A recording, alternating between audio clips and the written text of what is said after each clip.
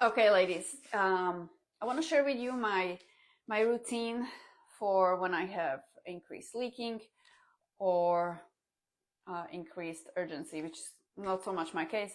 Right, I was sick, and so I'm leaking again because of long-term ignorance of my body and some really tight back and weakened abs. Okay, so first, we're going to do some foam rolling, and I'm going to show you two basic exercises. Okay, so you're going to need a foam roller for this one. And I'm going to set a timer to see how long this takes, so you can really see that this is absolutely not an hour-long routine. This should take like, say, 10 to 15 minutes. Okay, so I'm already using a roller on my back while I'm doing something. Okay, use your time wisely. All right. And breathing. So you want to use it on your back. My lats are super tight. They pull on my pelvis, which makes it tilt anteriorly, we say. So it's like this arched back. It creates this lordosis and arched back, okay? Because my latissimus dorsi is tight, okay? So you're gonna foam roll your back. And how I like it is that I'm not really entirely on my back, but not entirely on my side. I'm somewhere in the middle. This is where I feel my trigger points, okay? So you find your trigger points on your back or on your side, okay? I'm gonna actually start even on my glutes, so you can use a roller to foam roll your entire body. And why is this important? If any part of your body is tight, your shoulders, your thighs are tight, like glutes are tight, it's gonna affect the pelvic floor. So if you have tight pelvic floor, you gotta foam roll and look at your entire body, okay? So do some myofascial release. This will be a myofascial release, okay? So I'm gonna start with my thighs, and I already feel it here, and I'm gonna roll a little bit towards the floor to hit the hip flexors. So the hip flexors are frequently overly tight with someone with a pelvic floor dysfunction, which is anything. Prolapse, urgency, frequency, leaking. And so we want to relax. We want to have a relaxed body and relax these hip flexors because they inhibit the abs, and the abs are the ones that support the pelvis and the pelvic floor and the bladder. So they lift everything up. They lift everything up. But if other muscles are taking over, the abs just say like, well, okay, I don't need to work then. Good, I'm off. Bye-bye, I'm on vacation. So we want to down-regulate the tension everywhere in the body, especially the hip flexors here, so we can strengthen efficiently, okay? So if I'm going to do an abdominal exercise, but my abs are inhibited in a little way, let's say just 10%, then basically I'm not maximizing the entire movement, and I'm a little bit of wasting my time, okay? So I'm going to continue on my glutes, okay? So I'm going up, from my legs up, and then working myself up, okay? So we can stay on the rib side a little bit, push on the ribs, and get a good inhale. Breathe with your nose, not in your mouth, okay? Inhale with the nose, exhale with the nose. This massages the back, okay? Then I'm gonna roll entirely on my back. And that is 3 minutes, okay? So I'm gonna do the other side after my first strengthening set. So I'm gonna do the 90-90 exercise. I'm gonna give you a little bit of a breakdown of how it works, but in the group, in the guide section, there's an entire tutorial on how to do this one, the 90-90 core activation breathing, okay? It's absolutely a must if you have any sort of pelvic floor problem, okay? So I'm gonna put something under my head, I'm gonna put something between my knees, squeeze it, and basically what I'm going to do is I'm gonna good inhale that should go into my sides and into my back. I'm sorry, into the floor. Okay, so this is what I want. I want this expand, my rib cage expands to the sides and into the floor. I don't want no belly breathing. My chest should not be rising so much. My belly should not be rising so much on the inhale. So I'm going on, and on the exhale, I'm gonna squeeze the block, engage my thigh, inner thighs, and then go engaging the lower belly. This is between your navel and your hip bones. Okay. This is the lower transversus abdominis. We want to isolate. We make it really strong. That creates this flat belly. So when you engage your lower TAs, the transversus correctly, you will see a flattening, and the pelvic floor lifts up. So I'm going to engage my pelvic floor, engage the abs. I'm going to hold the contraction on the at the end of the exhale, and I'm going to inhale and keep my abs contracted.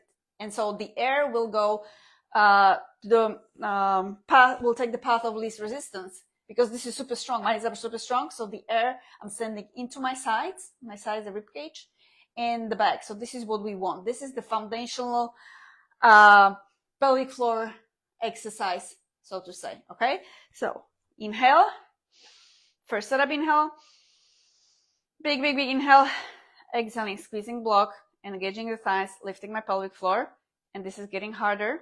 I'm checking with my hand. I'm exhaling. Getting harder. I'm finished my exhale, and I'm going to check with my hand, but my inhale goes into my sides. Exhaling again.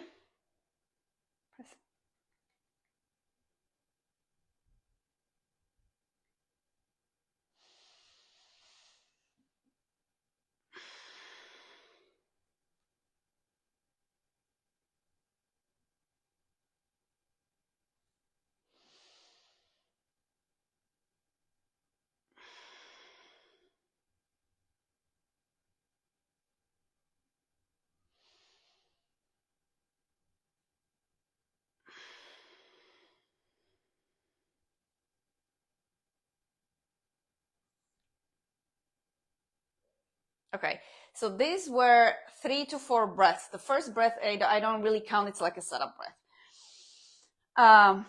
of the abdominal strengthening exercise. I know it works for me because you didn't see me going on the inhale.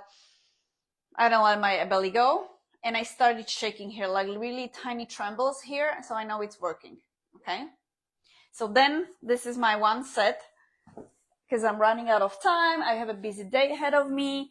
So I'm gonna foam roll the other side, and then I'm gonna do a next set of the same exercise. Okay, so I'm gonna foam roll my thighs, because they are super tight, and even so everything is connected through the fascia lines, right? We are one machine, one body. You cannot take pieces apart. So when your thighs, your legs are tight, your calves are tight, that's gonna affect the pelvic floor as well. Okay, so I'm releasing my legs and my hip flexors. I'm gonna do this for the hip flexors. I'm gonna flip myself towards the floor a little bit. When I feel a trigger point, I'm gonna get a good inhale. You wanna see my back rising towards the ceiling. That's a good inhale. Okay, not your air going into the belly, but when the back is expanding, that's a good diaphragmatic breathing. Okay, 360 breathing. Okay, so I'm foam rolling the hip flexor. I'm now moving upwards. This will be on the side will be glute medius. This would be the glute max. And if I go lower on the sits bones, I can even sit up. Oh, that's a trigger point. So that's the deep hip rotator. It's one of those piriformis, obturators. This is a piriformis though. So it's on the sits bone. So that tells me when this is tight, I know that my glutes are a little bit inhibited as well when I walk and when I run, because these deep hip rotators, they take a little bit away from the party of the glutes, so they take the action away from the glutes, and so I need to release them so to be able to do a proper squat, for example. Okay, so I'm gonna roll up and start on the side. So for example here, if you have a trigger point, I'm a little bit somewhere leaning forward, not entirely on my back. This would be the quadratus lumborum. That's the muscle on the back that is most known for like back pain. So if you have low back pain tension, this is the one you want to hit, you want to massage. And I'm going higher than for the latissimus dorsi, so for the big back muscle. And on this one, I can go even all the way up, so under the armpit, and I can wiggle a little bit, so shift front and back to see where I feel it the most. This is where I feel the most. I'm gonna stay here. Huge inhale. And I'm checking again with my hand, my rib cage. Are my ribs expanding to the side and to the back? And then I'm going all the way to like shoulder blade, even more under the armpit, and then I'm hitting my deltoid, even the arm. So you can do like a full body foam roll release. You can do this at the end of a day. So, and you'll see, if you do this regularly, you'll sleep better because you'll have less tension in your body. Okay, so we're on a 10-minute mark now. You don't have to stay that long. You don't have to foam roll your entire body. You can just do the hip flexors. So I'm gonna do a second set of the 90-90 core breathing.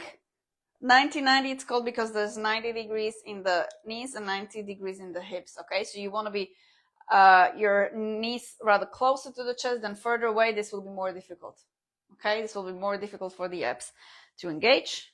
All right, so I'm gonna dig in my heels in a little bit. That helps me put my pelvis posteriorly, kind of like a wheel, because I don't want no arch. I don't want this. Okay, if you start like this with an arch and empty space between your back and the floor, then you lost it. Like you're gonna be wasting your time. It's never gonna work. It's gonna be really difficult for your abs to engage on this one. Okay, so I'm gonna dig in my heels into the floor, engage my hamstrings. Tushy is loose, like my butt is loose, my thighs are loose. Absolutely no engagement in the hip flexors. I'm gonna inhale and exhale. Squeeze into the block. Pelvic floor lift.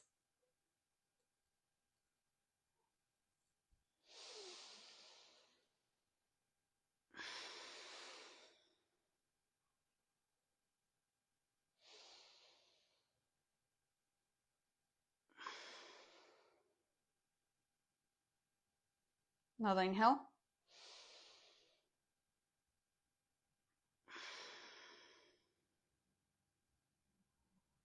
I feel the shakes a little bit here. This is super hard. Okay.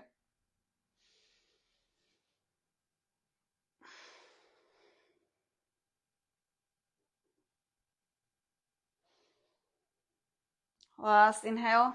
Exhale. Squeeze the block. Thighs engaged. Pelvic floor lift. Super hard. Ribs in. Inhale. I'm not letting my belly go on the inhale. Last inhale. Okay.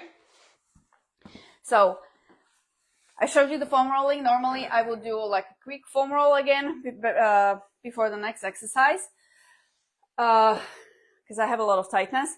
But because this is a 13-minute, I'm gonna do the hands and knees core activation breathing, another strengthening exercise. It's the same one as the 90-90. You just flip yourself. Okay, do know it's the same thing that you're on the back, but you're now doing it on the hands and knees. This is a little more difficult because now your abs have to work against the gravity. Okay, so I'm gonna do the same thing. So I'm gonna put something to squeeze in. I have 90 degrees in the arms, 90 degrees in the hips, not too far, nothing like this, and I'm not sitting down. Okay? Tucked chin, really long neck, no arch, neutral pelvis. If anything, rather tucked a bum, but like your tushy and your thighs are not working. Only your abs are working on this one. So I'm pressing my arms into the floor, so none of this. Okay, really active arms. Use your serratus anterior because that connects to your core. Okay, big inhale. Exhaling, exhaling. Inhale.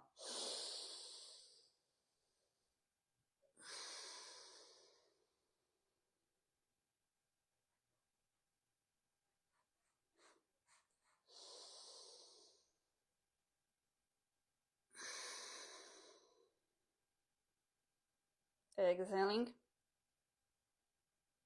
Inhale.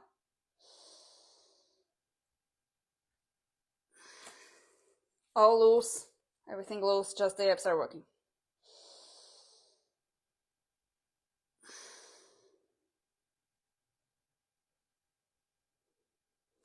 This is hard. Huge inhale should go here, okay?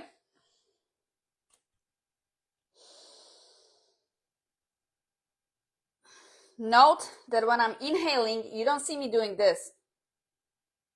Letting go, okay? I keep my abdominal wall strong and contracting throughout the breathing, okay? Inhale, last one. Exhaling, hardening, even harder, even harder. Pelvic floor lifted, even harder, harder, harder, harder, harder. And I'm getting sore already. I'm shaking here. Inhale. Okay. So this, I already feel sore here. I feel I can breathe a little better. So my ribcage expands with a little more ease when I breathe. Thanks to this exercise, because the abdominal strengthening gives a good anchor for the ribcage to expand to the sides and the back. This is extremely important if you have any type of urgency, anything with the bladder. Actually, we are women, so I can tell you safely, if you have any bladder issues, some of it will be due to a pelvic floor issue, because your pelvic floor is not working properly. Okay, these two exercises are absolutely total must and foundational to get your breathing on board, get your pelvic floor on board, and get your abs on board.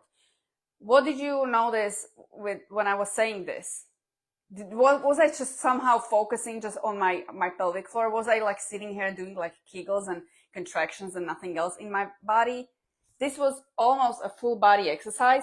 So in a way, we want to isolate the abs. But I was and the hands and knees.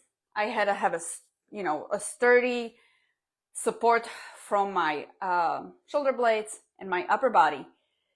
And it's the abs that are like the number one element in a healthy pelvic floor. So it's not just the pelvic floor, it's the abs, and the abs work with the diaphragm and the pelvic floor works with the diaphragm. So that's why we have to incorporate the breathing pattern into this. Okay, so you should feel, when you do this exercise correctly, you should feel everything lifting up. So even though if you are not leaking,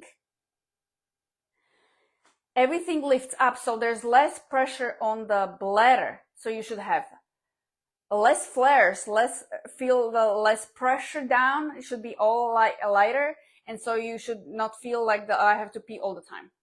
If you feel that you, after this exercise, you actually have to pee, it made you pee, or you kind of like not better or worse, it's because you were bearing down during this exercise. So instead of your lower abs going up and in, your lower abs were going down and out. So we have to learn this. This is a learning curve. This proper breathing and proper abdominal bracing and contraction, like a zipper, you're zipping your a jacket down from your pants, like your pant, or like an overall. Your pelvic floor lifts up. That's the first zip. Okay, that you're going up. Pelvic floor lifts up and squeezes in. Abs go in, mid abs and upper abs. If this goes way up, spine supported, pelvis supported, there's no pressure down on the bladder. Okay, if it goes down, or like the contraction comes first from the upper abs, which is very common, then you're creating pressure down. And you don't have to do this during the exercise. You're doing this basically during regular breathing if this pattern is wrong with you, which if you have any sort of pelvic floor problem, this pattern is wrong with you. Okay, now this pattern is wrong with most women who even don't have a pelvic floor contraction. They just don't have any problems. Now they have an occasional back pain, an occasional leak when they have like maximal exertion, but nothing that would warrant like, oh, I need to go to the doctor. There's something wrong with me. This problem, so this breathing gets incorrect as we age.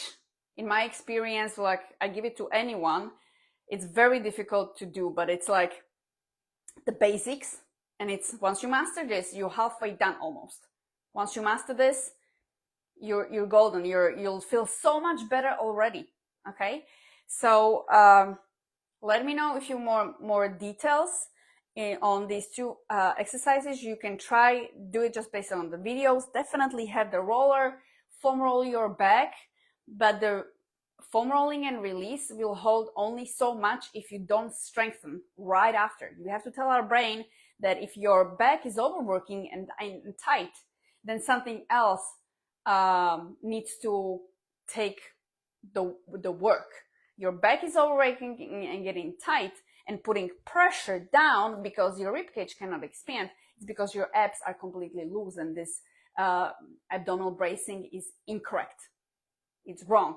Okay, now your back will get continually tight if your abs are continually weak. So we have to tell the brain like, okay, well, no, back, you release, you take a vacation, but abs, work this.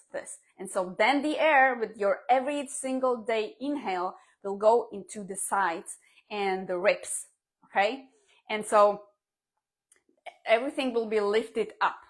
So if you suddenly have like overactive bladder and urgency and you started peeing too much, even though you may have an UTI and it's not like coming back, but you're negative now, or you have tightness in the pelvic floor, do this. You have to learn these two exercises so to make sure that there's not pressure down. Because if you have another condition, let's say you had an UTI, you had an infection, you had some surgeries or whatever, you want to make sure that your bladder sits and lives in a perfect environment so it doesn't have to deal with everything else. Anything else. If you just had an UTI, you want to take care of that, and your bladder is super light and it's not squeezed by the muscles in the pelvic floor and the glutes, and there's no pressure down, and so you'll recover much faster. Okay, so let me know if you have any questions about this. This is live into my Facebook group, Abs Core Pelvic Floor. I'll send you a link. Just put, tell me in the comment that you're interested in joining. Try this.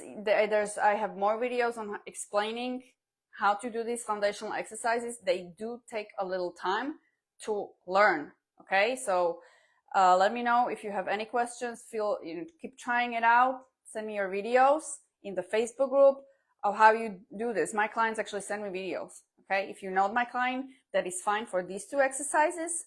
You can totally try them out.